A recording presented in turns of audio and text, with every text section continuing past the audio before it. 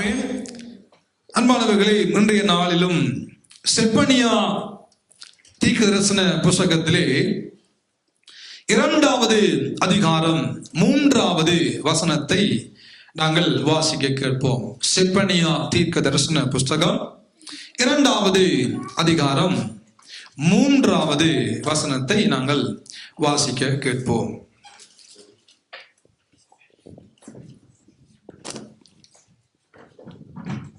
தேசத்திலுள்ள எல்லா சிறுமையானவர்களே, கர்த்தருடைய நியாயத்தை நடப்பிக்கிறவர்களே, அவரை தேடுங்கள், நீதியை தேடுங்கள், மனத்தாழ்மையை தேடுங்கள். அப்பொழுது ஒருவேளை கர்த்தருடைய கோபத்தின் நாளிலே மறைக்கப்படுவீர்கள். அருமையான தேவனுடைய பிள்ளைகளை, இந்த காலை பொழுதிலே தேடுங்கள் என்று சொன்னதான தலைப்பிலே கடவுளுடைய வார்த்தையை நாம் உங்கள் தியானிக்க இருக்கிறோம். கர்த்தருடைய ஆவியானவர் நம் அனைவருக்கும் அனுக்கிரகம் செய்வாராக. என்ன தலைப்பு? தேடுங்கள் என்பதான தலைப்பு. இந்த உலகத்துல ஒவ்வொரு மனிதனும் ஏதோ ஒன்றை ஒவ்வொரு நாளும் தேடிக்கொண்டுதான் இருக்கிறார்கள் வாழ்க்கையில. அது அடிப்படை தேவைகள் ஒன்றான தேவைகளா இருக்கலாம், அல்லது மனதில் வருகிறதான விருப்பங்கள் மூலமாக எழுகிற ஆசைகளை நிறைவேற்றிக்கொள்ளும்படியான தேவைகளா இருக்கலாம், உல தேவைகளா இருக்கலாம். இப்படி பலவிதமான தேவைகளோடு ஒவ்வொரு மனிதனும் இந்த உலகத்துல வாழ்ந்து கொண்டிருக்கிறார் என்பதுதான் உண்மை, யதார்த்தம். ஏதோ ஒரு விதமான தேடுதலை இந்த உலகம் தேடிக்கொண்டிருக்கிற, இந்த உலகத்தில் வாழ்கிறவர்கள் தேடுகிறார்கள். வேலையை தேடுகிறவர்கள் ஒன்று, அத்தியாவசிய தேவைகளை தேடுகிறவர்கள் ஒன்று, அடிப்படை தேவைகளை தேடுகிறவர்கள் ஒன்று. பலவிதமான தேவைகளை ஒவ்வொரு மனிதனும் ஒவ்வொரு நாளும் தேடிக்கொண்டுதான் இருக்கிறார்கள். பணத்தை தேடுகிறார்கள், நண்பர்களை தேடுகிறார்கள், உறவுகளை தேடுகிறார்கள், சொந்த பந்தங்களை தேடுகிறார்கள், பலவிதமான ஆஸ்திகளை தேடுகிறார்கள். இப்படி தேடுதல் என்று பார்க்கிற பொழுது ஒவ்வொரு மனிதனும் ஏதோ ஒன்றை தேடிக்கொண்டுதான் இந்த உலகத்தில் இருக்கிறார்கள்.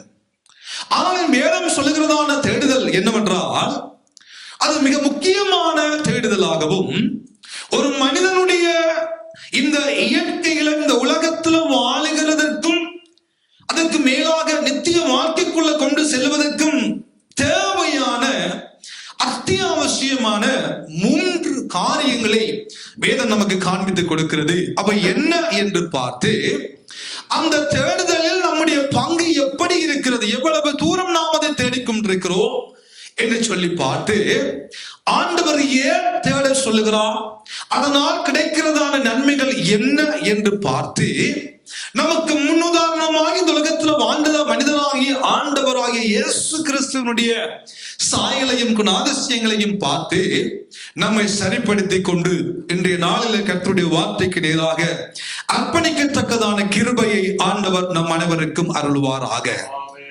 அருமையானவர்களே, ஆண்டவர் தன்னுடைய ஜனங்களை நோக்கி இந்த வார்த்தையை சொல்லுகிறார். ரட்சிக்கப்படாதவர்களை குறித்து அல்ல, தேவனை அறிந்த பிள்ளைகளோடு, தேவனை தெரிந்த பிள்ளைகளோடு, ஆண்டவரை சேவிக்கிற பிள்ளைகளோடு இவர் பேசுகிறதை நாங்கள் இங்கே மிக தெளிவாக காணுகிறோம். என அன்பானவர்களே, வாசியங்கள் அந்த வசனத்தை மறுபடியுமாக பாருங்கள். நன்றாய் இந்த வார்த்தைக்கு எதிராக நம்முடைய அவதானங்கள் இருக்கட்டும்.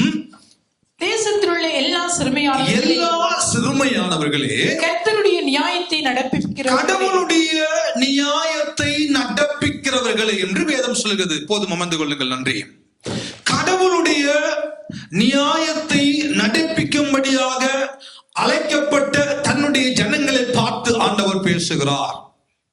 நியாயத்தை நடப்பிக்கும்படியாக இந்த உலகத்தில் தேவனால் தெரிந்தெடுக்கப்பட்டதான தன்னுடைய பிள்ளைகளோடு ஆண்டவர் பேசுகிறார். அவர் 3 காரியங்களை இந்த இடத்தில் அவர் குறிப்பிட்டு, தேவனுடைய கோப ஆக்கினையின் நாளில மறைக்கப்பட வேண்டுமானால், பாதுகாக்கப்பட வேண்டுமானால், ரட்சிக்கப்பட வேண்டுமானால் இந்த 3ஐயும் தேடுங்கள் என்று வேதம் தெளிவாக ஆண்டவர் அங்கே சொல்லுகிறார். இன்னைக்கு பலவிதமான மனிதர்கள் பலவிதமான காரியங்களை செய்கிறார்கள். எப்படியாவது தங்களை காப்பாற்றிக் கொள்ள வேண்டும் என்று சொல்லி இன்றைக்கு மலைகளை குடைந்து அதற்குள்ளே தங்களுக்கு தேவையான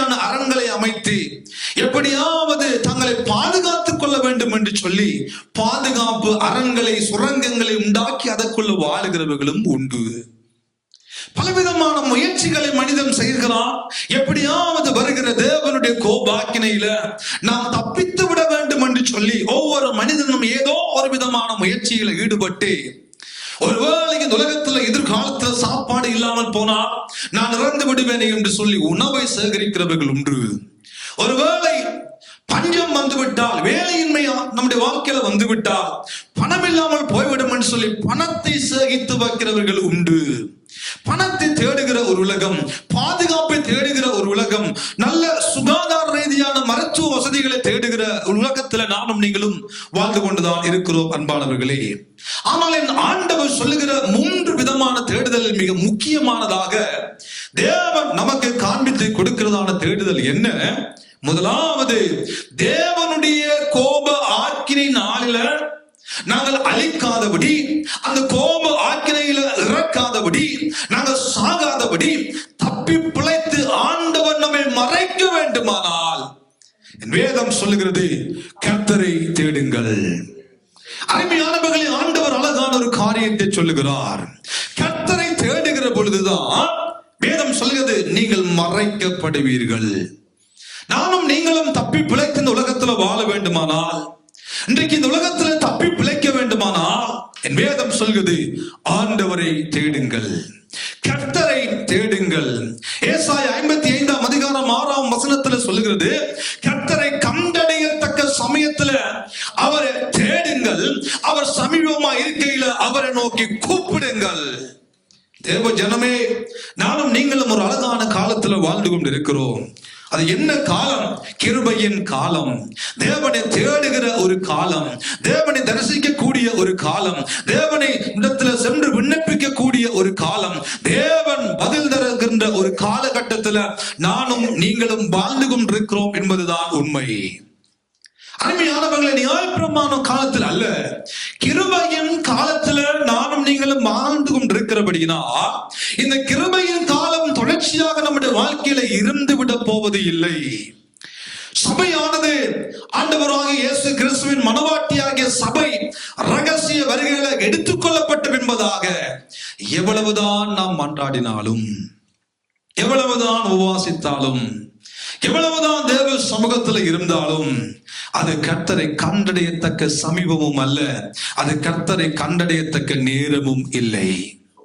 நாங்கள் வாழுகின்ற இந்த காலம், நாங்கள் வாழுகின்ற இந்த உலகம், நாங்கள் வாழுகின்ற இந்த யுகம் கடவுளை கண்டடையத்தக்க ஒரு காரியம், கடவுளை பார்த்து அப்பா என்று கூப்பிடக்கூடிய ஒரு காலம்.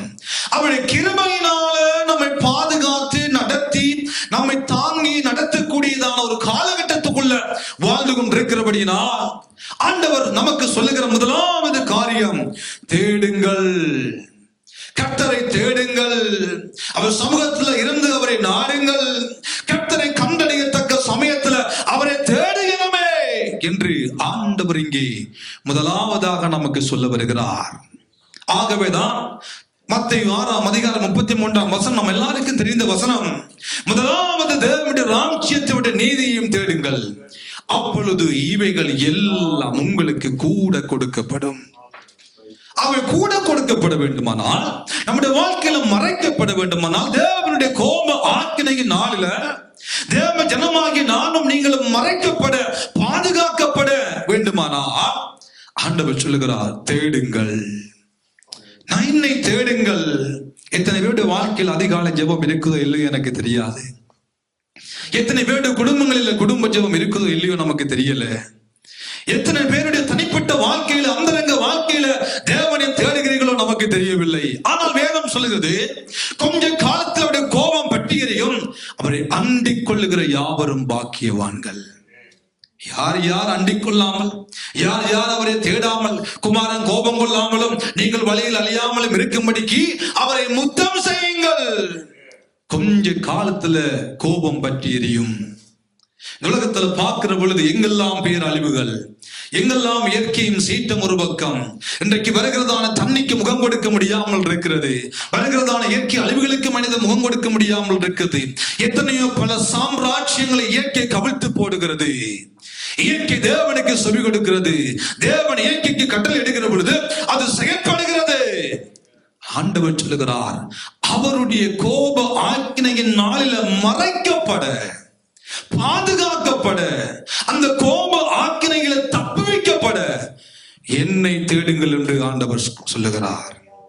அவரை தேடுங்கள் அன்பானவர்களே, அவரை நாடுங்கள், அவரை தேடுங்கள், அவரோடு பேசுங்கள். இனி காலம் செல்லாது. நாங்கள் வாழுகிற குறிப்பிட்ட காலம் நாம் சுற்றி பார்க்கிற பொழுது எல்லாமே முடிவுக்கு வந்து கொண்டிருக்கிறது. ஜாதிகளுக்கு இடையே பிரச்சனை, ஜனங்களுக்கு இடையே பிரச்சனை, ஜனங்களுக்கு உள்ளே பிரச்சனை, நாடுகளுக்கு உள்ளே பிரச்சனை, நாடுகளுக்கு இடையே பிரச்சனை, எங்கு பார்த்தாலும் பிரச்சனைகள் பிரச்சனைகள் பிரச்சனைகள் என்ற சத்தத்தை கேட்டுக் கொண்டிருக்கிறோம். அன்பான தேவனுடைய பிள்ளைகளே, கடவுளை கண்டடையத்தக்கதான் அழகான நேரம், கடவுளை நோக்கி பார்க்கத்தக்கதான் அழகான நேரம், நாம் கூப்பிடுகிற பொழுது செவி கொடுக்கத்தக்கதான் ஒரு அழகான நேரத்திலையும் நாட்களிலும் நானும் நீங்களும் வாழ்ந்து கொண்டிருக்கிறபடியினால் முதலாவது நம்முடைய வாழ்க்கையில அவரை தேடுவதாக இருக்கட்டும், அவருடைய சமூகத்தை வாஞ்சிப்பதா இருக்கட்டும். தேவன் என்னோடு என்ன சொல்ல விரும்புகிறார் என்று சொல்லி தேவ சத்தத்தை கேட்க வேண்டுமானால் வேதத்தை தியானிப்பதா இருக்கட்டும். தேவனோடு நாம் பேசுவது ஜெபம், தேவன் நம்மோடு பேசுவது தேவனுடைய வார்த்தை.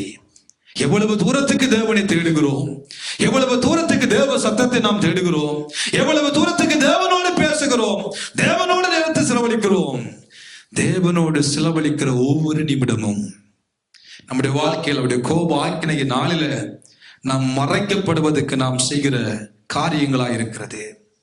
அவருடைய கோப ஆக்கினைகள் அழிந்து போகாதபடி அவர் நம்மை பாதுகாப்பதற்கு செய்கிற முயற்சியாக இருக்கிறது. நாங்கள் அவரை தேடுகிற பொழுது, நாங்கள் அவரை நோக்கி பார்க்கிற பொழுது, நாங்கள் அவரோடு தேவனே என்னோடு பேசுங்க ஆண்டவரே, அவருடைய சமூகத்துல ஒவ்வொரு நாளும் சென்று அதிகாலையில் எழுப்பின உடனே எழும்புகிற பொழுதெல்லாம் ஆண்டவரே என்று அவரை தேடும்படியான அழகான காலத்தை நாம் இழந்து விடுவோமானால் ஒரு நாள் வருகிறது, கர்த்தாவே கர்த்தாவே கர்த்தாவே உம்முடைய நாமத்தினால் பேய் கலைச்சோம் ஆண்டவரே, உம்முடைய நாமத்தினால் அதை செய்தோம் ஆண்டவரே, அற்புதங்களை செய்தோம் ஆண்டவரே, அதிசயங்களை செய்தோம் ஆண்டவரே சொல்லுகிற பொழுது அக்கிரம செய்யக்காரரே என்னை விட்டு அகன்று போங்கள் என்ற அந்த வார்த்தைக்கு நேராக நம்முடைய வாழ்க்கை வந்துவிடக் கூடாது. தேவ சமூகத்துல கர்த்தாவே கர்த்தாவே கர்த்தாவே என்று கத்துகிற பொழுது அவர் கத்தாத கத்தாத கத்தாத என்று தான் சொல்லுவார். கர்த்தரை கண்டடையத்தக்க நாட்களில, அவரை தேட வேண்டிய நாட்களில தேடாமல் இருந்து விட்டு நமக்கென்று உபத்திரவம், நமக்கென்று போராட்டம், நமக்கென்று துன்பம் வருகிற பொழுது ஆண்டவரே என்றா கர்த்தாவே என்றா கத்தாத கத்தாத கத்தாத துளேட் எல்லாம் என்று சொல்லுவார், sorry.com என்று சொல்லுவார். அப்படிப்பட்ட நிலைமை நமக்கு வந்துவிடக் கூடாது. நம்முடைய வாழ்க்கையில் எந்த நிலைமையிலும், எப்பேற்பட்ட நிலைமையிலும் நன்றா இருக்கிற பொழுது மாத்திரம் சோத்திரம் ஆண்டவரே சோத்திரம் சோத்திரம் என்று இல்லாம உயர்வான நேரத்திலும் தாழ்வான நேரங்களிலும் உயர்வுகள் தாழ்வுகள் ஏற்ற தாழ்வுகள் நம்முடைய வாழ்க்கையில வந்து போகிற எல்லா நேரங்களிலும் அவரை தேடும்படியாக நம்முடைய வாழ்க்கையை பழகி கொள்ளுவோம். அவரோடு ஒரு நாளைக்கு ஒரு கொஞ்ச நேரமாவது பேசும்படியான ஒரு நேரத்தை ஒதுக்கி கொள்ளுவோம். எத்தனை மனிதரோடு எவ்வளவு நேரங்கள் நாங்கள் பேசுகிறோம், நமக்கு பிடித்த நபர்களோடு எத்தனை மனத்தையால் நாங்கள் பேசுகிறோம். அவை எல்லாம் மட்டதாய் மாறிவிடும். ஒரு கவரேஜ் இல்லாம போனா போனுக்கு ஒன்றுமே செய்ய முடியாத நிலைமை. இலங்கையில டயலாக் சிக்னலை கொடுக்கல என்று சொல்லி இன்னைக்கு டயலாக் கொம்பனியோடு இன்னைக்கு இலங்கையில வாழுகிறவர்கள் போராட்டம். மொபிட்டல் வேலை செய்கிறது, ஹாட்சி வேலை செய்கிறது, ஆனா டயலாக் ஏர்டெல் ரெண்டும் வேலை செய்யவில்லை என்று அநேகர் இன்றைக்கு அந்த கொம்பனியோடு பிரச்சனைகளில் ஈடுபட்டு கொண்டிருக்கிறார்கள். ஒரு நாள் இப்படிப்பட்ட சிக்னல்கள் நம்முடைய வாழ்க்கையில இல்லாமல் போகிற பொழுது அவசரத்துக்கு நம்ம அழைக்கிறதுக்கு முடியாது போன்றிருக்கும். ஆனா சரியான கவரேஜ் இல்லாட்டி நம்ம விரும்பினவங்களோடு பேச முடியாது, விரும்பின நபரோடு உரையாட முடியாது, விரும்பினவரை கூப்பிட முடியாத ஒரு காலம் நமக்கு வரும். அதனால எல்லா நேரங்களிலும் நமக்கு உதவி செய்யக்கூடிய ஒருவர் நம்மோடு இருக்கிறார். உயர்வான நேரங்களிலும் உதவி செய்யக்கூடியவர், நம்ம நெருக்கமான நேரங்களிலும் நமக்கு உதவி செய்யக்கூடிய ஒரு அருள்நாத இயேசு எனக்கும் உங்களுக்கும் உண்டு. அவர் சொல்லுகிறார், என்ன தேடுங்க. அருமையானவர்களே, அவரை தேடுவோம். நாம் இன்றைக்கு நாம் தேடிக்கொண்டிருக்க நம்மோடு இருக்கிறவர்கள் நாளைக்கு நம்மை மறந்து விடலாம். இன்றைக்கு ஒருவேளை நமக்கு முக்கியமானவர்களாய், அவர்களுக்கு ஒருவேளை நாம் முக்கியமானவர்களாய் இன்று வாழலாம். ஆனா நாளை ஒருவேளை அவர்களுக்கு நானும் நீங்களும் முக்கியம் இல்லாதவர்களா இருந்தால் நம்மோடு இருக்கிற உறவு இல்லாமல் போய்விடும். வேறோ ஒருவருக்கு அவர்கள் வாழ்க்கையில முக்கியமாய் வருகிற பொழுது நம்ம முக்கியத்தை இழந்து விடுவோம். நாமும் கூட அப்படித்தான். ஒருவேளை நல்ல முக்கியத்துவம் கொடுத்து நம்முடைய மனதை இடம் பிடித்தவர்கள் எத்தனையோ பேர் இன்றைக்கு இல்லை அன்பானவர்களே. பாடசாலை காலங்களா இருக்கட்டும், வேலை ஸ்தலங்களா இருக்கட்டும், குடும்ப உறவுகளா இருக்கட்டும், எத்தனையோ பேருக்கு நாம் முக்கியத்துவம் கொடுத்து எவ்வளவோ நான் தக்க வைத்த உறவுகள் இன்றைக்கு இல்லை.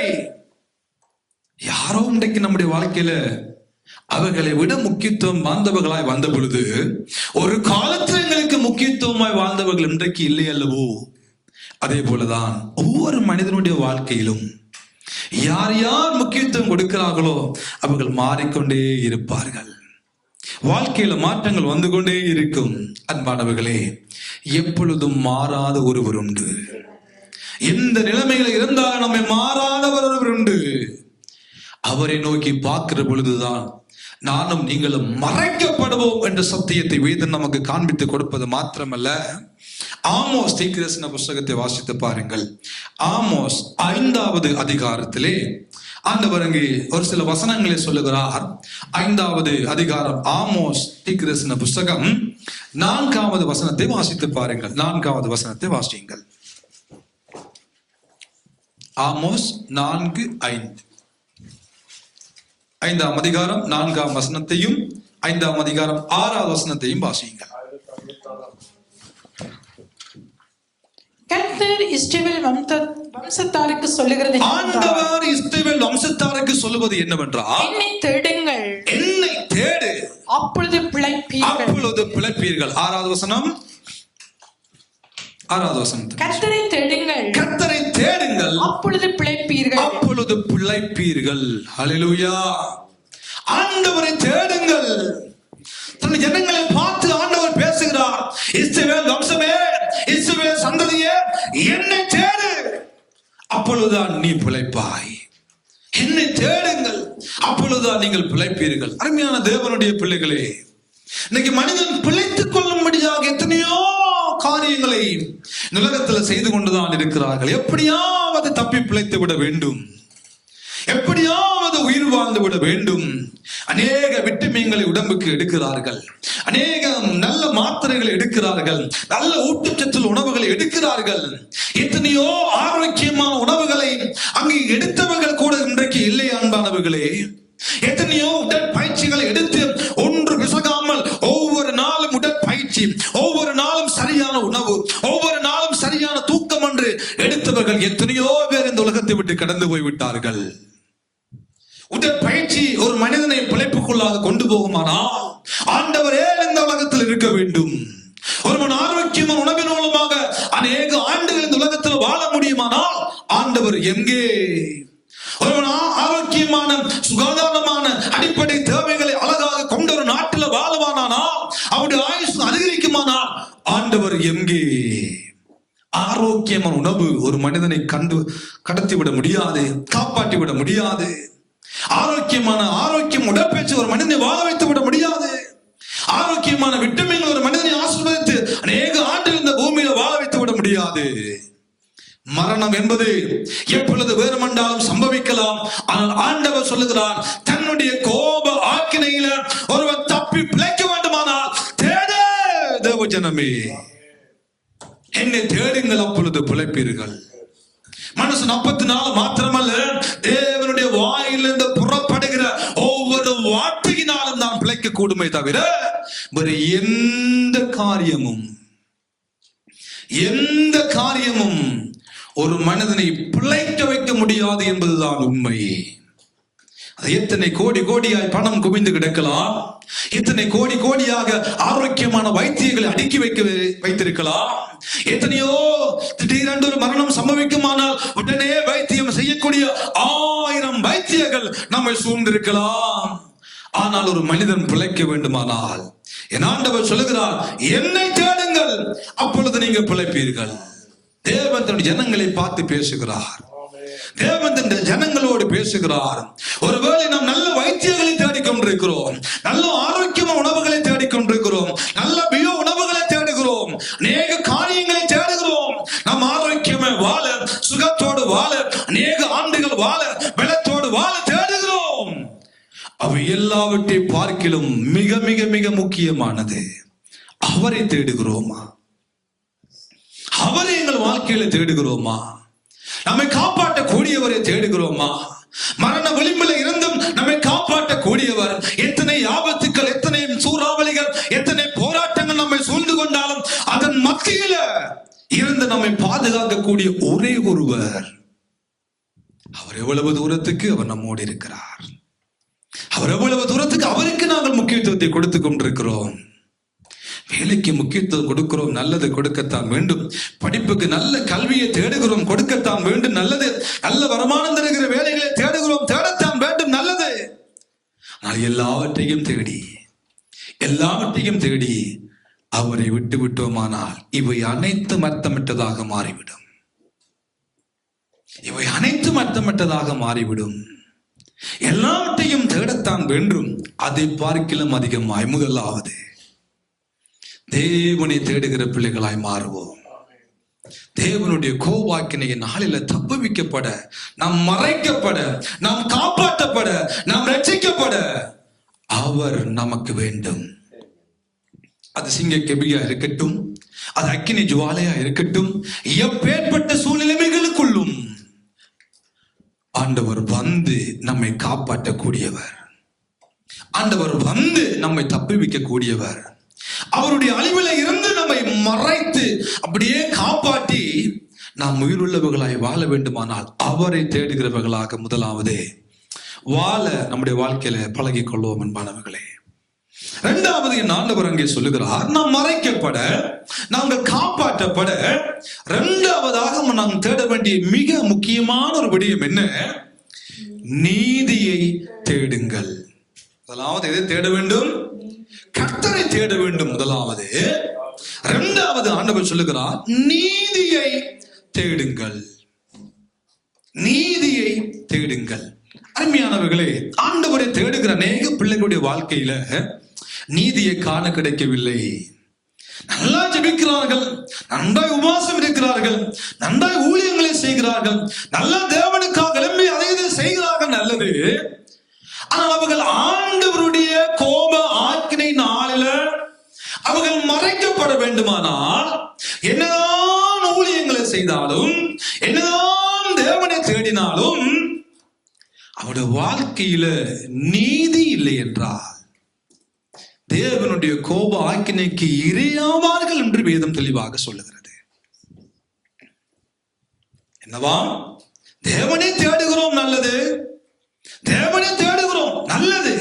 ஆனால் நீதியை நம்முடைய வாழ்க்கையில தேடாமல் இருப்போமானால் தீமையான காரியங்களை வெறுத்து தேவனுடைய வார்த்தையின்படி ஒரு மனிதன் வாழ வேண்டிய காரியங்களை, செய்ய வேண்டிய காரியங்களை, தேவையானவற்றை கடவுளுடைய வார்த்தையின் அடிப்படையில ஒரு மனிதன் நீதியாக இந்த உலகத்தில் வாழாவிட்டால் அவன் வாழ்ந்த அத்தனை நாட்களும் அர்த்தமற்றதாய் மாறிவிடுகிறது.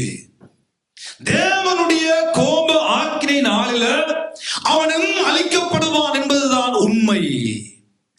அவன் ஆண்டவரால் மறைக்கப்பட மாட்டான். அவன் ஆண்டவரால் மறைக்கப்படுகிற, நிராகரிக்கப்படுகிற அந்த அழிவில பங்கடையும்படியான கிருபையைத்தான் பெற்றுக் கொள்ளுவானே தவிர அவனை ஆண்டவர் மறைக்க மாட்டார் என்று வேதம் சொல்லுகிறது. எத்தனையோ பேருடைய வாழ்க்கையில தேவனுடைய பிள்ளைகள் என்று பல வருடங்களாக வாழுகிறார்கள். நாம் தேவனுடைய பிள்ளை, நான் ஒரு கிறிஸ்தவன், நான் ஒரு விசுவாசி என்று வாழுகிற அநேகருடைய வாழ்க்கைக்குள்ள நீதியை காண முடியதில்லை, நீதியை காண முடியதே இல்லை. ஆண்டவர் விரும்புகிறார் நீதியாய் வாழும்படியாக. ஒரு ரகசியத்தை என் வேதம் சொல்லுகிறது. எபிரேயருக்கு எழுதின நிருபத்திற்கு கடந்து வாருங்கள். அங்கே 1ஆம் அதிகாரத்துல 9வது வசனத்தை வாசித்து பாருங்கள். ஒரு காரியத்தை ஆண்டவர் நமக்கு அங்கே சொல்ல வருகிறார். எபிரேயருக்கு எழுதின நிருபம் 1ஆம் அதிகாரம் 9வது வசனத்தை வாசியுங்கள். 9வது வசனத்தை வாசியுங்கள். நீர் நீதியை விரும்பி அக்கிரமத்தை வெறுத்திருக்கிறீர். ஆதலால் தேவனே உம்முடைய தேவன் உமது தோழரை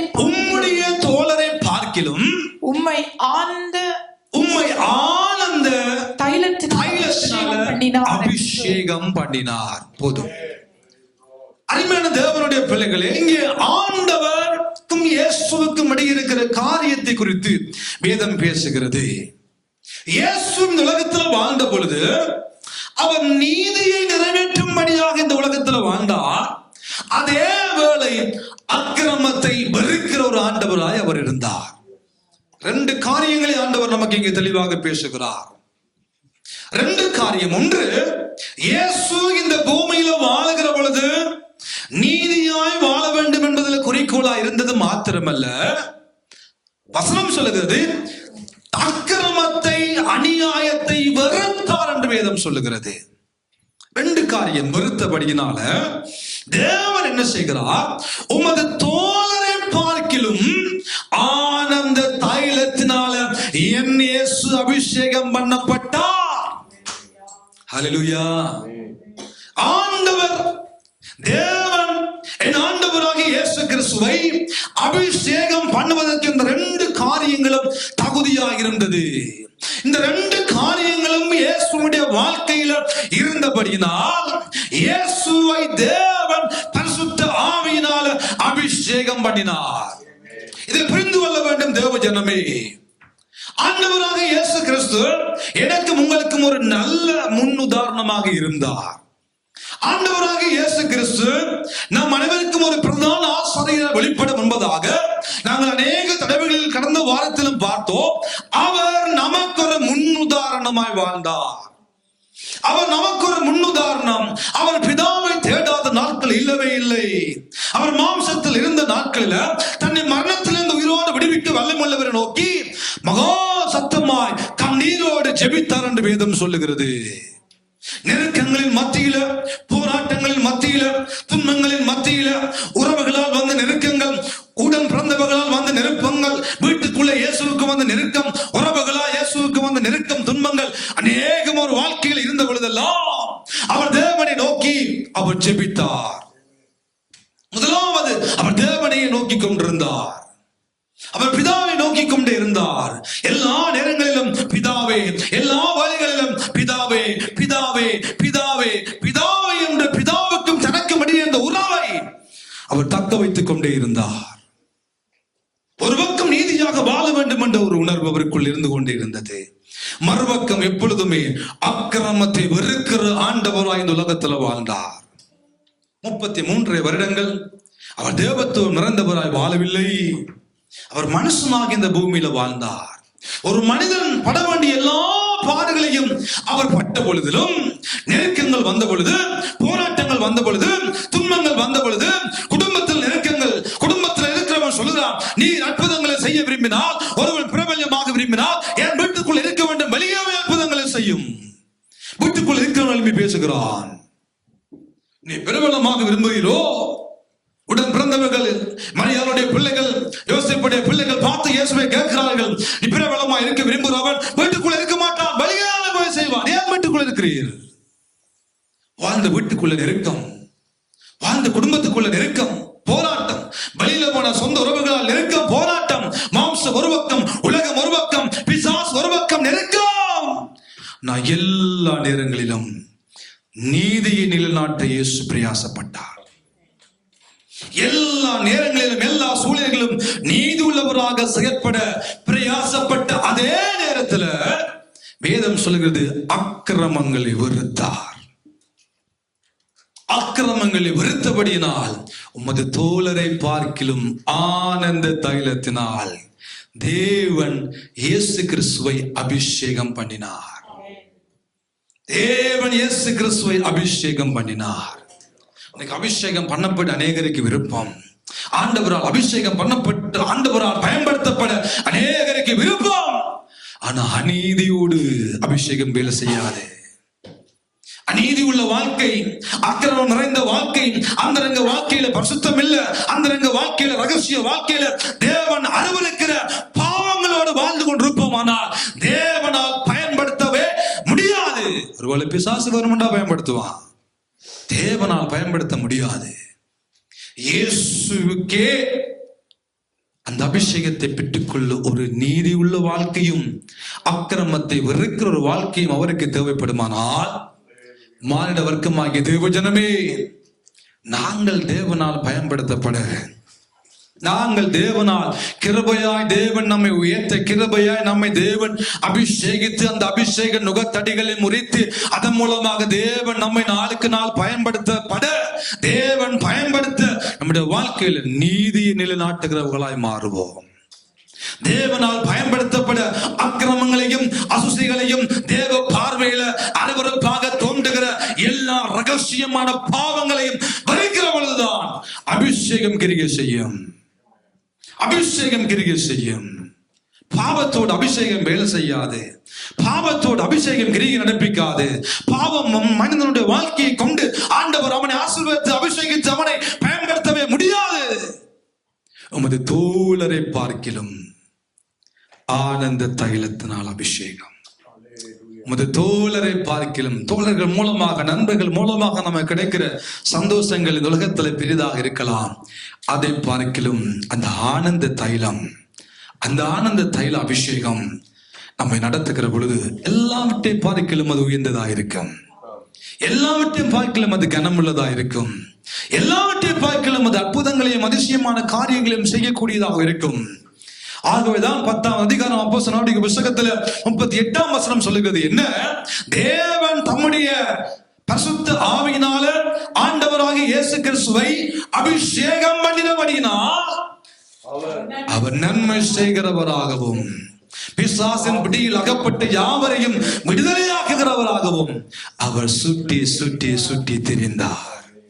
அம்மா, அந்த அபிஷேகம் ஆனந்த தைலத்தினால் அநீதியான காரியங்களை வெறுத்து நீதிக்கு முக்கியத்துவம் கொடுத்து அக்கிரமங்களை வெறுக்கிற பொழுது அவருடைய அபிஷேகம் நன்மை செய்யும்படியாக சுற்றி திரியும். அந்த அபிஷேகம் இருக்குமானால் மற்றவனுக்கு நன்மை செய்ய வேண்டும் என்பதில் குறிக்கோளாக இருக்கும்.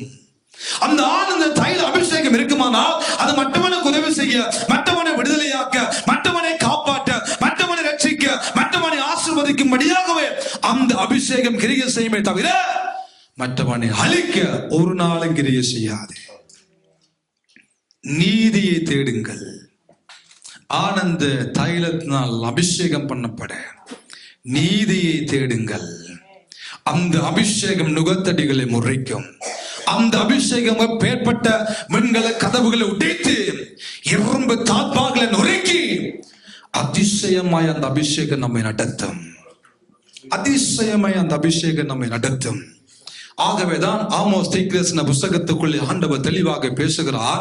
5ஆம் அதிகாரம் 14ஆம் வசனத்தை வாசித்து பாருங்கள், 14, 15 வாசித்து பாருங்கள். ஆண்டவர் அழகாக நமக்கு ஒன்றின் பின் ஒன்றாக எதை நாம் செய்ய வேண்டுமோ அவை எல்லாவற்றையும் மிக தெளிவாக எழுதி நமக்கு வைத்துள்ளார். அன்பானவர்களே, ஆமோஸ் 5ஆம் அதிகாரம் 14, 15 வாசியுங்கள். நன்றாய் இந்த வார்த்தைகளுக்கு செவியை கொடுங்கள். நீங்கள் பிழைத்திருக்கும்படி, நீங்கள் பிழைத்து இருக்கும்படிக்கு தீமையை அல்ல நன்மையை தேடுங்கள். நன்மையானவற்றை தேடு. அப்பொழுது நீங்கள் சொல்லுகிறபடியே சேனைகளின் தேவனாகிய கர்த்தர் உங்களோடு இருப்பார். நீங்கள் தீமையை வெறுத்து நன்மையை விரும்பி ஒளிமுக வாசல் நியாயத்தை நிலைப்படுத்துங்கள். ஒருவேளை சேனைகளின் தேவனாகிய கர்த்தர் யோசேப்பிலே மீதியானவர்களுக்கு இறங்குவார் என்று வேதம் சொல்லுகிறது. இறங்குவார். தேவன் நம்மளோடு இருக்க வேண்டும் என்று நமக்கு ஆசை. தேவன் இம்மானுவேல் என்ற பெயருடைய தேவன் நம்மோடு இருக்க வேண்டும் என்று ஆசை உண்டு. ஆண்டவர் சொல்லுகிறார், நீ நீதியை பின்பற்றுவாயானால் அக்கிரமத்தை வெறுப்பாயானால் உன் தேவனாகிய கர்த்தர் உன்னோடு இருப்பார். சேனைகளின் தேவனாகிய கர்த்தர் நம்மோடு இருப்பார். வேதம் சொல்லுகிறது, நீதி உள்ளவனோடு ஆண்டவர் இருக்கிறார். அக்கிரமத்தை வெறுக்கிறவனோடு ஆண்டவர் இருக்கிறார். அநியாயத்தை வெறுக்கிறவனோடு ஆண்டவர் இருக்கிறார். ஆமோஸ் தீர்க்கதரிசி மூலமாக ஆண்டவர் தெளிவாய் பேசுகிறார். ஆண்டவர் தெளிவாய்த்த ஜனங்களோடு பேசுகிறார். நீ அக்கிரமத்தோடு வாழ்ந்து கொண்டிருக்கிறாய், அநியாயத்தை செய்து கொண்டிருக்கிறாய், நான் அனுபவிக்கிற காரியங்களை செய்து கொண்டிருக்கிறாய். எப்படி உன்னோடு நான் சகவாசம் வைப்பது? எப்படி நான் உன்னோடு வாழ்வது? ஆண்டவர் ஜனங்களை பார்த்து பேசுகிறார்.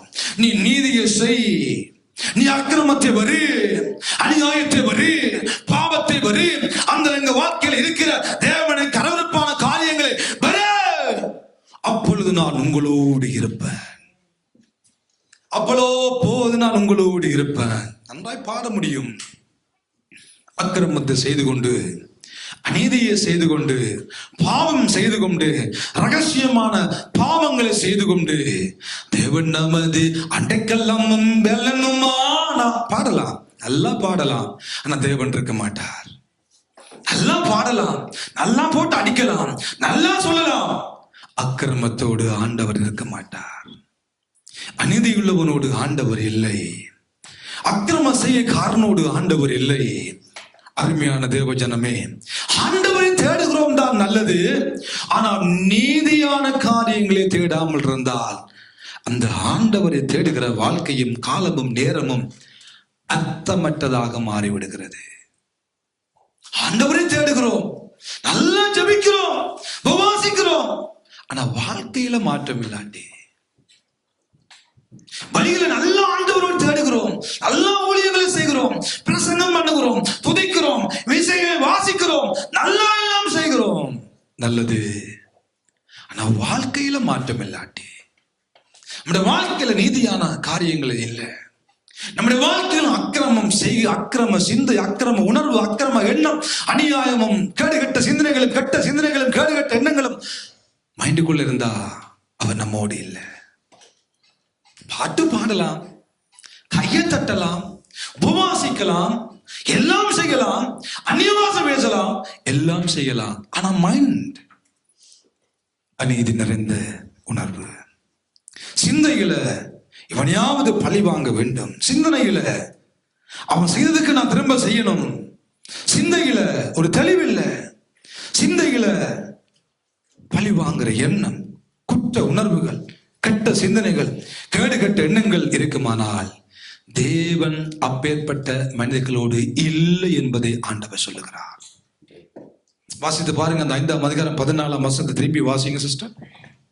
5:14 ஆமோஸ். நீங்கள் பிழைத்திருக்கும்படி, நீங்க பிழைத்து இருக்கும்படிக்கு தீமை அல்ல, தீமை அல்ல, நன்மையை தேடுங்கள், நன்மையை தேடு. அப்பொழுது நீங்கள் சொல்லுகிறபடி, நன்மையை தேடுகிற பொழுதுதான் அப்பொழுது நீங்கள் சொல்லுகிறபடி சேனைகளின் தேவனாகிய கர்த்தர் உங்களோட இருப்பார். சேனைகளின் தேவனாகிய கர்த்தர் உங்களோடு இருப்பார். நீங்கள் சொல்லுகிறபடி சொல்லுகிறீர்கள், தேவனின் அடைக்கலம், தேவனின் கோட்டை சொல்லுகிறீர்கள். ஆனா இல்லையப்பா, கோபாக்கிற நாள்ல நீ மறைக்கப்பட வேண்டுமானால் நீதியை தேடுங்க, நன்மையானவற்றை தேடுங்க, நல்லதை செய்ய பழகி கொள்ளுங்க, நல்லதை சிந்திக்க பழகி கொள்ளுங்க, நல்லதை பேச பழகி கொள்ளுங்க. இது செய்கிற பொழுது ஆண்டவர் அவர்களோடு இருக்கிறார், ஆண்டவர் அவர்களோடு இருக்கிறார். தேவன் இயேசுவோடு இருந்ததின் முதலாவது காரணமே அவர் நீதி உள்ளவராயிருந்தார். அவர் அக்கிரமத்தை வெறுத்தபடியினால் அவர் அபிஷேகம் பண்ணப்பட்டார். அந்த அபிஷேகம் அவர் இந்த உலகத்துல வாழுகிற கடைசி நாள் வரைக்கும் நன்மை செய்யவே சுற்றி திரியும்படியான கிருபையை உண்டாக்கியது.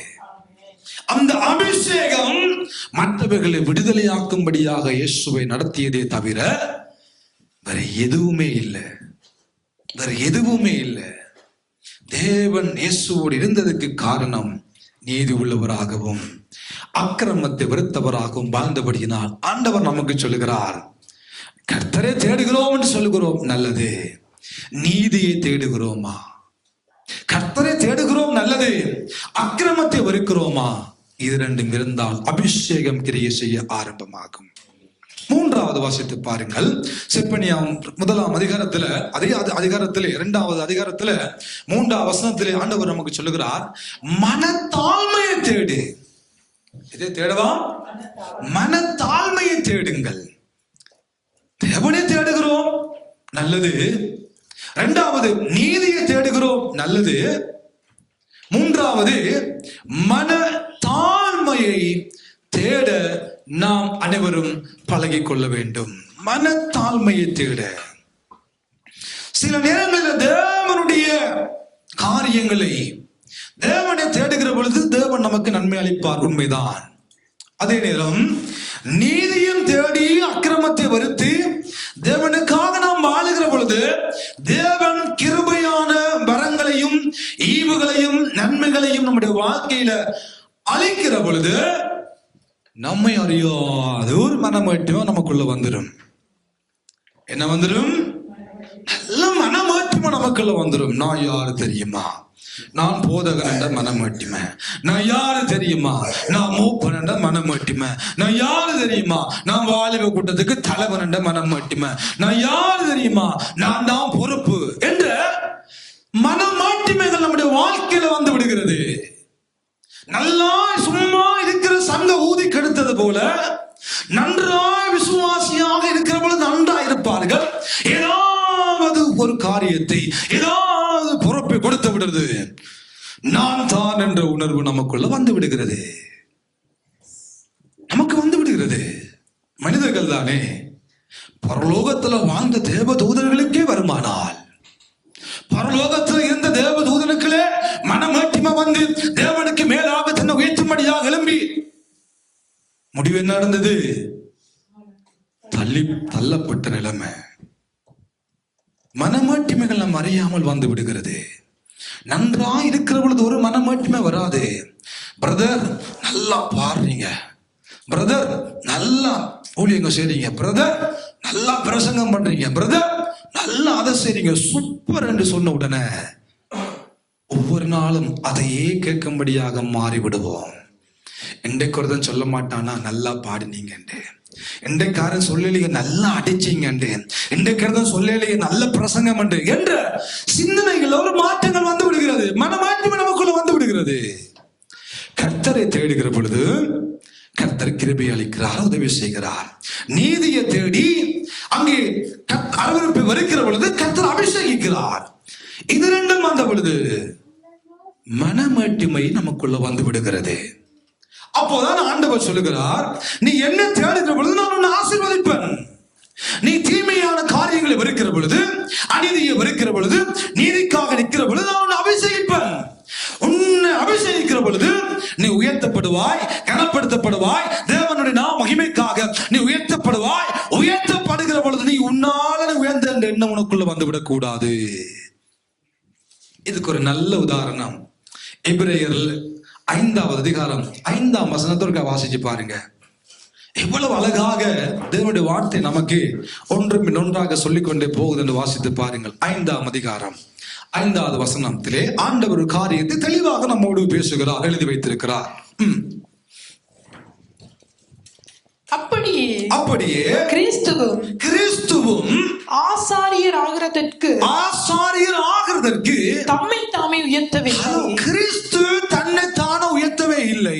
நீர் என்னுடைய குமாரன், இன்று நான் உம்மை ஜெனிப்பித்தேன். அவருடைய சொன்னவரே கிறிஸ்துவை உயர்த்தினாரே தவிர கிறிஸ்து ஒரு நாளும் தன்னை உயர்த்தவே இல்லை.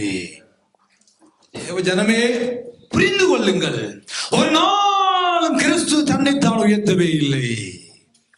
கிறிஸ்து உயர்த்தப்பட்டதின் நோக்கம், கிறிஸ்து உயர்த்தப்பட்டதான காரணத்தை பிலிப்பியர்கள் 2ஆம் அதிகாரம் 6, 7, 8 வீட்டில் சென்று வாசித்து பாருங்கள். தேவனுக்கு ஒப்பான, தேவனுக்கு சமனான ஒருவராய் இயேசு கிறிஸ்து இருந்த பொழுதும் அவர் தேவனுக்கு சமமா இருப்பதை கொள்ளையாடின ஒரு பொருளாக எண்ணாமல் மனுஷ சாயலாகி தம்மை தாமே வருத்து அடிமையின் ரூபம் எடுத்து மனுஷ சாயலாகி இந்த பூமிக்கு மனுஷனாக கடந்து வந்தார். மரண பரியந்தம், சிலுவையின் மரண பரியந்தம் வரைக்கும் கிறிஸ்து தன்னை தானே தாழ்த்தினார். ஒரு நாளுமே ஆண்டவராக இயேசு கிறிஸ்து உயர்த்தும் படியும்படியாக எந்த இடத்திலும் அற்புதங்களை செய்தார், தன்னைக்கு மேல நடந்தார், பேய்களை துரத்தினார், ஒரு நாளும் தன்னை உயர்த்தவே இல்லை. ஒரு நாளும் தன்னை உயர்த்தவே இல்லை. அற்புதங்களை செய்து கொண்டிருந்த இயேசு கிறிஸ்து சிலுவைக்கும் கடந்து போனார், பாடுகளையும் சந்திக்க ஆயத்தமானார். நன்மை அல்ல கீழ்ப்படிவதின் பிரதிபலன், நன்மை அல்ல கீழ்ப்படுகிற பொழுது அடி, கீழ்ப்படுகிற பொழுது கசையடி, கீழ்ப்படுகிற பொழுது 4 பேர் காரி துப்ப போகிறார்கள், கீழ்ப்படுகிற பொழுது உண்மையை சூழப்பட போகிறது, கீழ்ப்படுகிற பொழுது வசனத்தை காட்ட போகிறார்கள், கீழ்ப்படுகிற பொழுது விழாவில குத்த போகிறார்கள். இயேசுவின் கீழ்ப்படிதலுக்கு பிரதிபலன் அடியும், ஆக்கினையும், கேவலமும், அவமானமும். கீழ்ப்படுகிறதால் ஒரு நன்மை வந்திருந்தா எவ்வளவு அழகா இருந்திருக்கும். கீழ்ப்படிதலின் மூலமாக ஒரு ஆசீர்வாதம் வந்தா எவ்வளவு நன்றா இருந்திருக்கும். கீழ்ப்படுகிற பொழுது ஒரு உயர்வு வந்தா எவ்வளவு நன்றா இருந்திருக்கும். இயேசு கிறிஸ்து கீழ்ப்படிந்தது பிரதிபலன் அடி வாங்க, உபத்திரவப்பட, நெருக்கப்பட, அவமானப்பட அத்தனைக்கும் நேராக தன்னை அர்ப்பணித்தார். அத்தனைக்கு நேராக தன்னை அர்ப்பணித்தபடியினால் பிதாவாகிய தேவன் இயேசு கிறிஸ்துவின் நாமத்தை எல்லா நாமத்துக்கு மேலாக அவர் உயர்த்தி, வானோர் பூதலத்தோர் இந்த பூமியில் வாழுகிற எல்லாருடைய நாமங்களும் இயேசுவே கர்த்தர் என்று அறிக்கையிடத்தக்கதாகவும் எல்லா முழங்கால்களும் முடங்கும்படியான கிருபையை உண்டாக்கியது என்று வேதம் சொல்லுகிறது. உண்டாக்கியது என்று வேதம் சொல்லுகிறது. அவ்வளவு தூரத்துக்கு கீழ்ப்படிய உயர்வு என்பது ஒன்று உண்டு என்பதை நாம் மறந்துவிடக் கூடாது. அந்த ஆண்டவர் தான் சொல்லுகிறார். எந்த ஆண்டவர்? அந்த மனத்தாழ்மை உள்ள கடவுள் சொல்லுகிறார், தேடுங்கப்பா, மனத்தாழ்மையை தேடு. அநேக காரியங்களை என்ன தேடுற நல்லது, அபிஷேகத்தை தேடுற நல்லது, அவை எல்லாவற்றையும் பார்க்கலாம் ஜெபிக்க வேண்டியது. ஆண்டவரே, நாம் மனத்தாழ்மையுள்ளவனா இருக்க வேண்டும். அதுதான் நமக்கு உயர்வுகளை உண்டு பண்ணும். அதுதான் நம்மை உயர்த்தும். அதுதான் நம்மை கனப்படுத்துமே தவிர வேறு எதுவும் நம்மை உயர்த்தாது, வேறு எதுவுமே நம்மை பாதுகாக்காது, வேறு எதுவுமே. தேவனுடைய கோப ஆக்கினைக்கு நாளில் நாங்கள் மறைக்கப்பட வேண்டுமானால் அவரை தேட வேண்டும், நீதியை தேட வேண்டும், மன தாழ்மையை தேட வேண்டும் என்று ஆண்டவர் சொல்லுகிறார். மத்தேயு 11ஆம் அதிகாரம் 29ஆம் வசனம் சொல்லுகிறது, நான் சாந்தமும் மன தாழ்மையுமாயிருக்கிறேன். சொல்லுங்க எல்லாரும், நான் சாந்தமும் மன தாழ்மையுமாயிருக்கிறேன். என் நுமத்தை ஏற்றுக்கொண்டு இடத்துல கற்றுக்கொள்ளுங்கப்பா. என்னட்ட கற்றுக்கொள்ளுங்க. இதுதான் நம்முடைய ஆண்டவர். இதுதான் நம்முடைய ஆண்டவர். காலை கழுவினவர் நம்முடைய ஆண்டவர். வேலை கொள்ளும்படியாக வரையில வேலை செய்யும்படியாக வந்தவர் தான் நானும் நீங்களும் ஆராதிக்கிறவர். யாரை பின்பற்றுகிறோம், யாரை ஃபாலோ பண்ணுகிறோம், யாரை சேவிக்கிறோம்? வேலை கொள்ளும்படியாக வந்தவரை அல்ல, வேலை செய்யும்படியாக வந்தவரை இந்த காலை பொழுதுல தெய்வமாக கொண்டிருக்கிறபடினால் அவர் சொல்லுகிறார், என் நுகத்தை ஏற்றுக்கொண்டப்பா, என்னட்ட கற்றுக்கொள்ளு, என்னட்ட கற்றுக்கொள்ளுங்க, என்னட்ட கற்றுக்கொள்ளுங்க. என்ன பாருங்க, நான் அப்படி என்ன பாருங்க. சிலுவையின் மரண பரியந்தமும் நான் என்னை கீழ்ப்படுத்தினேன். அற்புதங்களை செய்தவர் தான், தன்னைக்கு மேல் நடந்தவர் தான், வியாதியை சுகமாக்கினவர், மறைத்தவனை மறுபடியும் உயிரோடு எழுப்பினவர், அவ்வளவு பெரிய அற்புதங்களை செய்தவர் சொல்லுகிறார், நான் சாந்தமும் நான் மனத்தாழ்மையுமா இருக்கிறேன். ஒரு பிசாசு கழிச்சிட்டோம்னா நம்மளை பிடிக்கலாது. நம்ம ஜெபம் பண்ணி ஒரு பிசாசு ஓடிட்டாலே நம்ம நிமிந்துருவோம். ஒரு வியாதி சுகமாயினா நம்ம பிடிக்கல, நம்மள மிஸ் ஆயிடுவோம். ஒரு ஆத்மா சபைக்குள்ள கொண்டு வந்தா நாங்கெல்லாம் அந்த முழு சபைக்குமே பாஸ்டரா மாறிடுவோம். ஒரு ஆத்மா சபைக்கு நம்ம கொண்டு வந்தாலும் நம்ம பிடிக்கலாது. ஆனா ஆண்டவர், என் தெய்வம், நம்ம இந்த முழு உலகத்தையுமே ரட்சிக்கும்படியாக வந்தவர், இந்த உலகத்தின் பாவத்தை சுமந்து தீர்க்கும்படியாக வந்த தேவ ஆட்டிக்குட்டி, நமக்கு அடிக்கும்படியாக வந்தவர், ஒரு நாளும் தன்னை உயர்த்தவில்லை என்பதுதான் உண்மை.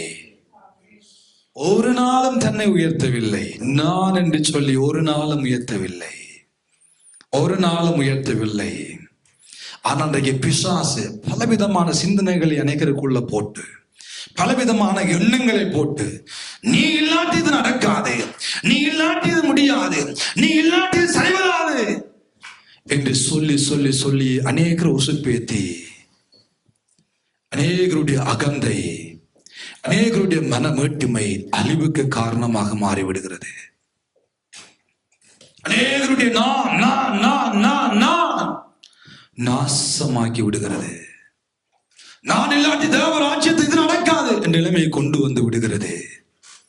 அம்மா, நான் இருக்கிறோமோ இல்லையோ, நீங்க இருக்கிறீங்களோ இல்லையோ, இன்னைக்கு 2000 ஆண்டுகளாய் தேவ ராஜ்யம் கட்டப்பட்டு கொண்டே போகிறது. தேவ சபை இருந்து கொண்டே இருக்கிறது. ஒரு 50 வருஷத்துக்கு முன்பதாக, ஒரு 100 ஆண்டுகளுக்கு முன்பதாக நாம இல்ல, ஆனா சபை இருந்தது. இருக்கிறவங்க இன்னும் 100 ஆண்டுகளுக்கு பின்பதாக நம்ம ஒருவரும் இருக்க மாட்டோம். ஆனா சபை ஆண்டோட சித்தத்தின்படி இருக்கும் என்பதுதான் உண்மை. நம்மை குறித்து நாம் உயர்த்தப்பட வேண்டிய அவசியமே இல்லை. கிருபையாய் நம்மை நோக்கி தருகிறதான நல்ல ஈவுகளை ஆண்டவரே கிருபையா எனக்கு தந்தீங்கப்பா. நல்லா பாடுறேன், கிருபையா எனக்கு தந்தீங்க. நல்லா ஓடுறேன், கிருபையா எனக்கு தந்தீங்க. நல்லா உழைக்கிறேன், கிருபையா எனக்கு தந்தீங்க. இன்றைக்கு அதான் பாடினோம், கிருபையே எல்லாம் கிருபையப்பா, மாறாத முடிய கிருபை. அது பாட்டுல மட்டும் இருந்து விடக்கூடாது, வாழ்க்கைக்குள்ள இருக்கணும். பாட்டுல மட்டும் இருந்து விட்டா நல்லா தான் இருக்கும், பரவசமா இருக்கும். நம் மனதுக்குள்ள இருந்தா தான் ஆண்டவர் சொல்ல, உதடுகளினால கிட்டி சேராதீங்கப்பா, உங்கள் உள்ளத்தினால கிட்டி சேருங்க.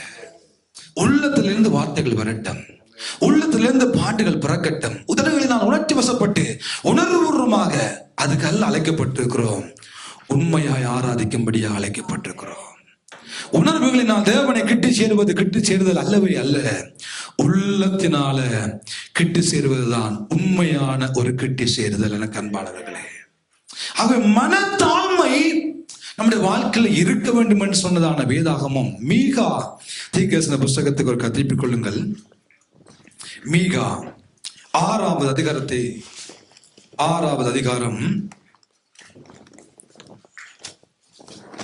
6, 7, 8 வாசியுங்கள். 6வது அதிகாரம் மீகா 6வது அதிகாரம் 6வது வசனம் 7வது வசனம் 8ஆம் வசனத்திற்கு வாசியுங்கள்.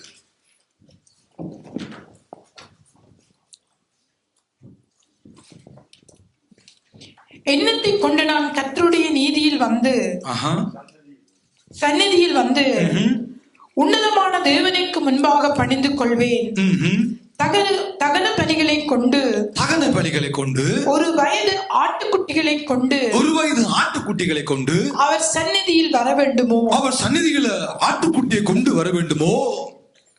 ஆயிரங்களான ஆட்டுக்கடாக்களின் பேரிலும் எண்ணெயாய் ஓடுகிற பாத்திரங்களால் ஆறுகளின் பேரிலும் கர்த்தர் பிரியமாயிருப்பார். கடவுள் பிரியமாயிருப்பாரோ. என் அக்கிரமத்தை போக்க என் முதல் பேரானவைகளையும் என் ஆத்துமாவின் பாவத்தை போக்க என் கற்ப கனிகளையும் கொடுக்க வேண்டுமோ. மனுஷனே நன்மை இன்னதென்று அவர் உனக்கு அறிவித்திருக்கிறார். நியாயம் செய்து இரக்கத்தை சிநேகித்து உன் தேவனுக்கு முன்பாக மனத்தாழ்மையாய் நடப்பதை அல்லாமல் வேறு எண்ணத்தை ஆண்டவர் கேட்கிறார். வேறு எண்ணத்தை அப்போ ஆண்டவர் கேட்கிறார். 1000 ஆட்டு கடாக்களை பலியை கேட்கிறாரோ, நம்முடைய கற்ப கனியாகிய பிள்ளைகளை கேட்கிறாரோ, முதல் பேரானவர்களை கேட்கிறாரோ, எண்ணத்தையும் தெய்வம் கேட்கிறார். ஆட்டை கொண்டு வா, கோழியை கொண்டு வா, மாட்டை கொண்டு வா, ஏதாவது கொண்டு வந்து அடி வெட்டு, அதையும் ஆண்டவர் நம்மிடத்தில் கேட்கிறார். எதையும் ஆண்டவர் கேட்கிறார். இரக்கத்தை நேசி, நீதியை நேசி, மனத்தாழ்மை அணிந்து கொள், இது எல்லவோ நான் கேட்கிறேன் என்று தெய்வம் புலம்புகிறார். மனத்தாழ்மை அணிந்து கொள்ளுங்கள், மனத்தாழ்மையை தேடுங்கள். 1 பேதுரு 5ஆம் அதிகாரத்தில் பேதுரு அழகாக எழுதுகிறார். 5வது வசனத்தை வாசித்து பாருங்கள். ஆண்டவர் தெளிவாக நம்மோடு பேசுகிறார். ஆண்டவர் கேட்பது விலை உயர்ந்த அதுவோ இதுவோ பொருட்களோ அதுகளோ அல்ல. ஆண்டவர் கேட்கிறார், மனத்தாழ்மையை தேடு. தாழ்மை உள்ளவனுக்கு அந்த கிருபை அளிக்கிறார். பெருமை உள்ளவனுக்கு ஆண்டவர் எதிர்த்து நிற்கிறார். அவர் அதிகமான கிருபைகளை அளிக்கிறார், உண்மைதான். ஆனால் பெருமை உள்ளவனுக்கு தேவன் எதிர்க்கிறார். தாழ்மை உள்ளவனுக்கு ஆண்டவரே கிருபையை அளிக்கிறார். 1 பேதுரு 5ஆம் அதிகாரம் 5வது வசனத்தை வாசித்து பாருங்கள். இளைஞரே மூப்பருக்கு கீழ்ப்படி. இளைஞரே மூப்பருக்கு கீழ்ப்படி. நீங்கள் எல்லாரும் ஒருவருக்கொருவர் கீழ்ப்படி மனத்தாழ்மை அணிந்து கொள்ளுங்கள். பெருமை உள்ளவர்களுக்கு தேவன் எதிர்த்து நிற்கிறார். தாழ்மை உள்ளவர்களுக்கு ஆண்டவர் கிருபை அளிக்கிறார். கிருபை வேணும் என்று சொல்லுகிறவர்கள் தாழ்மை அணிந்து கொள்ள. இளைஞனே மூப்பரை கீழ்ப்படி. வயது போன தாய் தகப்பனுக்கு கீழ்ப்படி. உன் பெற்றோருக்கு கீழ்ப்படி. நீ எவ்வளவு பெரிய சம்பாதிச்சாலும் பரவாயில்லை, உன் படிப்பு எவ்வளவுதான் படித்தாலும் பரவாயில்லை, உன் நடத்துகிறவனுக்கு கீழ்ப்படி.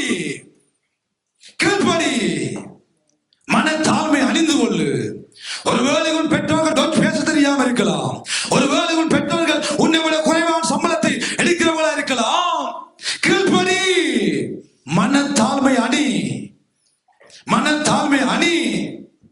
இன்னைக்கு அநேக பெற்றோர்கள் பிள்ளைகள் பெற்றோடு பேச நேரம் இல்ல, பேசுவதே இல்ல. அநேக பெற்றோர்கள் பிள்ளைகளோடு சரியாக மனம் திறந்து பேசுறது இல்ல, சரியான ரெஸ்பெக்ட் இல்ல, சரியான கீழ்ப்படிவு இல்ல. ஆண்டவர் சொல்லுகிறார், மனத்தாழ்மை அணி, கீழ்ப்படி. என்னதான் பெரிய ஊழியங்களை செய்தாலும் பரவாயில்லை, என்னதான் பெரிய பிரசங்கியா இருந்தாலும் பரவாயில்லை, பெரிய வேர்ஷிப் லீடரா இருந்தாலும் பரவாயில்லை, பெரிய இசைகள் எல்லாத்தையும் ஒரே நேரத்துல வாசிக்கூடிய இருந்தாலும் பரவாயில்லை, கீழ்ப்படி. மனத்தாழ்மை அணி, மனத்தாழ்மை அணி. நீ ஆண்டவரை தேடுகிற பொழுது ஆண்டவர் நன்மை செய்வார். நீதியாய் காரியங்களை செய்கிற பொழுது கர்த்தர் அபிஷேகிப்பார். இது ரெண்டும் வந்தவுடனே தலை திருப்தி ஆளாத.